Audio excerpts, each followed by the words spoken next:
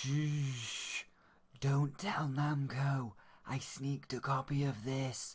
So yeah, I went on a wander over yonder, and Mr. Wonder himself pulled a copy of this out of his magic hat.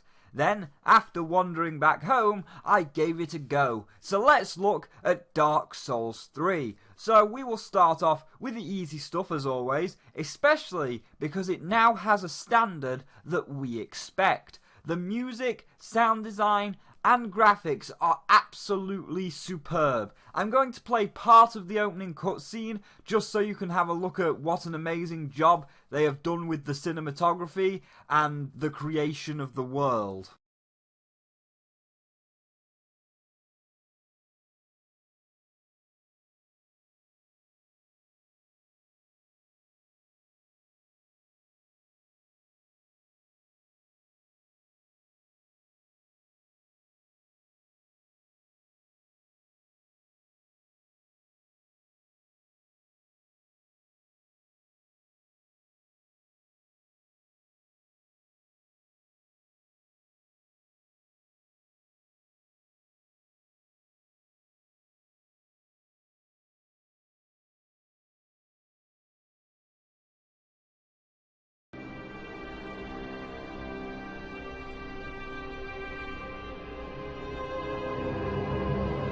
When the link of fire is threatened, the bell tolls,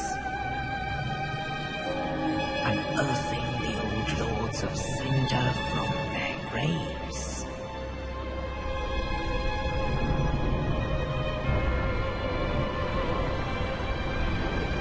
Aldrich, saint of the deep.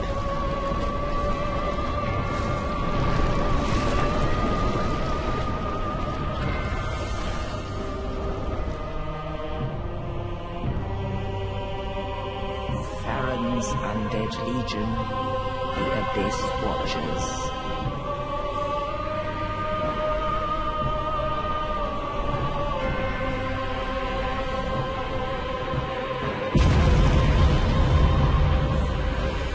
And the reclusive lord of the profaned capital.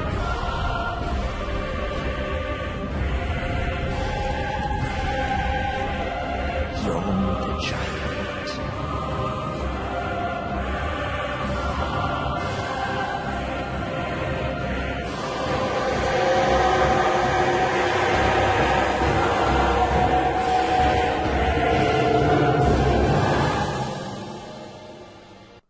Absolutely fantastic, which is to be expected in your Dark Souls nowadays. And while the graphics do take a slight hit when in-game, if we look here, it's still damn amazing and still follows the typical Dark Souls rule of, if you see it, then you're going to go there at some point. Like that beautiful castle vista over there Northern Lion is standing in front of. Yeah, you're going to go to that big citadel and you're going to be running around the halls and roofs of it. Speaking of Northern Lion, I picked some of his footage for something that AAA still has not learnt when it comes to character creation. So, NL, in all his character playthroughs, he likes to make the most fucked up guy or girl by taking the bars to the extreme, as we can see here.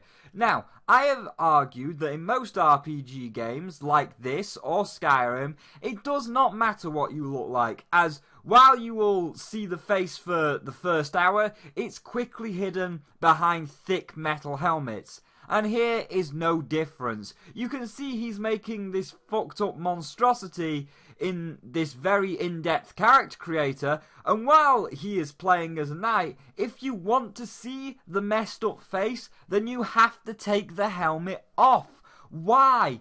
As taking the helmet off lowers your armor and overall chances of survival. Why not just have it like Terraria, where there is a vanity option? Take notes, Bethesda, for when you make the Elder Scrolls 6. And also take notes, Bethesda, that people like to make silly, goofy characters like this, not that crappy character creation area that was in Fallout 4. As I stated, if you can't get away with not wearing the helmet because you won't get the bonus unless you're wearing the whole set, then pull a Terraria so you can have the solar armor on but be dressed up as a pretty princess. All you need is a cosmetic section. It's not that hard, AAA. So that's the praise. As for the rest of the game, I don't know how to feel. I would like to say it's where it all falls apart, which it kind of does, but not really. As it's more Dark Souls, nothing has really changed. It's still balls hard, you still rest and travel between bonfires, you still go to this woman at the shrine and level up. It's just Dark Souls. I mean, the one new defining feature is the Venom symbiote creatures. Like here in the tutorial boss fight, it explains how Venom has taken over certain enemies, and once they take so much damage, if you don't finish them off quickly, then they're going to transform into this ooze-like snake venom monsters that are far harder to take down. But beyond that, again, nothing much has changed. As I say, it's still Dark Souls. It's still a world that is doomed. It still get pasted by the boss 6 or 7 times till you learn the pattern. Then once you have the pattern, you win. So I'm going to move on to the final verdict now with the roundup, but it's going to come with an extra bit that I think fits more at the end than it does here. So, my final verdict for Dark Souls 3 is a very good 4 out of 5. The music / sound design, graphics / cinematography, and overall aesthetic of the world looks fantastic as always. The combat is hard and precise and spot on as ever, and the world is as fun to explore and look at as it always is. The character creation area is on par with that of Xenoblade Chronicles X, with a huge array of everything to make something like this or this. You would almost think that they just use the same engine or creation area, but just give it a realistic texture pack. And the new Venom monsters are a new challenge. Now, there are going to be certain people, like my dark waifu, that is going to be quite perturbed by this result, and I know why. And this is the thing I want to address here at the end, as it fits in better with the final verdict. Is the game good? Yes. However, it's getting really stale. There are only so many times you can run across a castle roof and kill an eldritch abomination while getting the shit kicked out of you. In Dark Souls 2, a lot of people complained that most of the bosses were nothing but dudes in armour, and now the same applies here, as half of the bosses are the Knights of Cinder, or the Order of Cinder, or whatever they're called. Oh yes, they turn into Venom, but that's hardly an upgrade, so I add this to the end.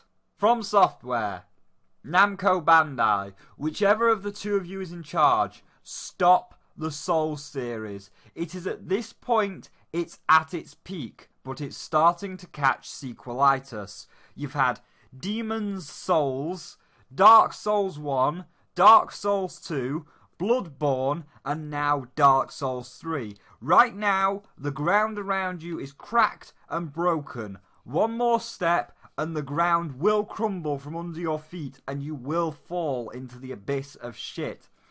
I heard from Mr. Wonder when he was pulling this game out of his magic hat that it's all but confirmed that Bloodborne 2 has already been started on. If Wander's words hold true, which I can certainly believe that they are, given that the people I know seem to get this information spot on, like how my Nintendo guy told me that the new Paper Mario was going to suck before it was even announced, and I said this in my Paper Jam review, and it turns out he was right, and it did suck. So, again, if Wander's words are right, which I'm certainly inclined to believe they are, then Bloodborne 2 is pretty much ready to head into production.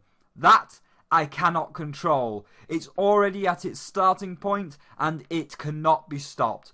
But after that one, please stop. Let this balls hard series end on a high note. Trust me, you're turning into FNAF, doing the same hard quest over and over and over with only negligible differences.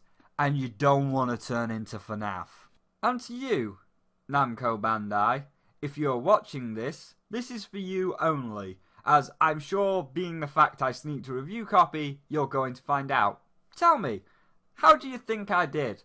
I think I did rather well, as I knew some of the embargo terms, like only showing off the first third of the game, and from the limited information I knew, I followed the embargo criteria quite well. The only thing I did not know was the date the review could go live. Now, why am I bringing this up?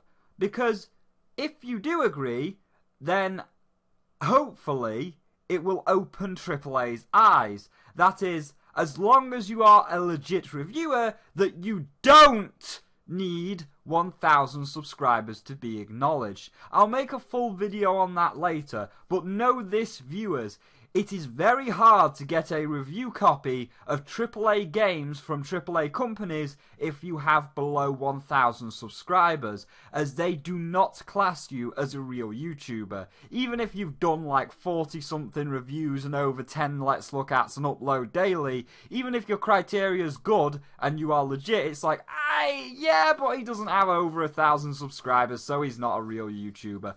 But Namco, obviously you probably might see this because this might go up a lot earlier than everybody else's reviews, but now, hopefully, if you agree, this will open AAA's eyes that people don't need 1,000 subscribers to be legit, baby.